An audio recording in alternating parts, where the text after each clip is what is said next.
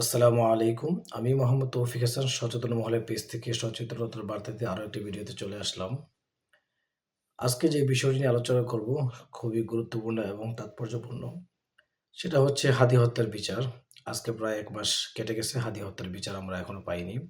এই দাবিতে হাদি ভাইয়ের স্ত্রী যমুনার সামনে যে কর্মসূচি রেখেছিলেন সেই কর্মসূচিকে ঘিরে এক উত্তপ্ত পরিবেশ তৈরি হয়েছে। যেখানে দেখা গিয়েছে পুলিশ জলকামান এবং রাবার বুলেট নিক্ষেপ করেছে এবং অকথ্য ভাষায় গালিগালাজ থেকে শুরু করে অমানবিকভাবে টর্চার করেছে। ইভেন তারা সাংবাদিকদেরকে পর্যন্ত ছাড়েনি। সেই ধরনের কিছু ফুটেজ আজ আমরা বিশ্লেষণ করব এবং দেখানোর চেষ্টা করব। তো দর্শক আপনারা আমার সাথেই থাকবেন।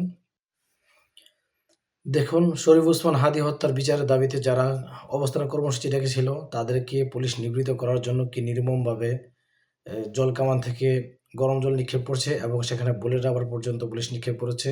শুধু তাই নয়, পুলিশ যেমনিভাবে পারছে, যাকে পারছে, যেভাবে পারছে লাঠি চার্জ করেছেন এবং অনেককে মারতে, মারতে পুলিশের রক্তাক্ত পর্যন্ত করেছে। সেই ভিডিওটি দেখুন। দেখুন, টুপিদাড়িওয়ালা এই ভাইটির অপরাধ হচ্ছে তিনি হাদি হত্যার বিচারের দাবিতে শাহবাগ চত্বরে অবস্থান করছিলেন।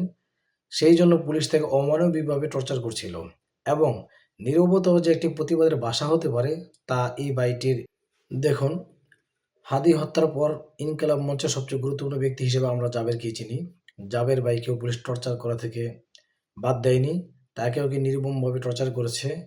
তার শরীর থেকে রক্ত প্রবাহিত হচ্ছে এবং এই যে আরেকটি ভিডিওতে দেখুন, এক ভাইকে কিভাবে পুলিশ নির্মমভাবে টর্চার করছে। অতি উৎসাহিত হয়ে কয়েকজন এসে শুধু যে ভিডিওটি দেখতে পাচ্ছেন, এটি কোনো পেশাদারিত্বের পরিচয় বহন করে কিনা আপনারাই দেখে নিন।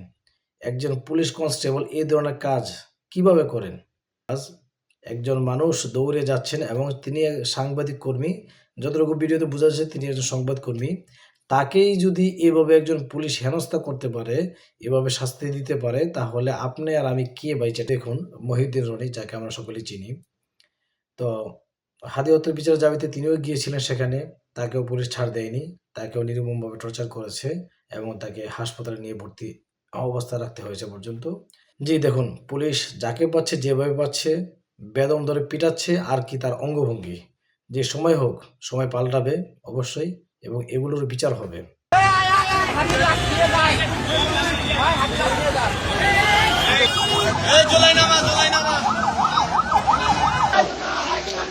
পিটাও পিটাও মারো মারো মারো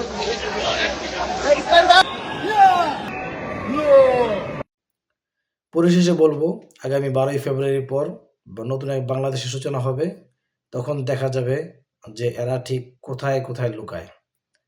এদেরকে কে রক্ষা করে বা এদেরকে কারা রক্ষা করে সেটা অবশ্যই দেখা হবে ইনশাআল্লাহ। এবং হাদি হত্যার বিচারও এই জমিনে অবশ্যই হবে।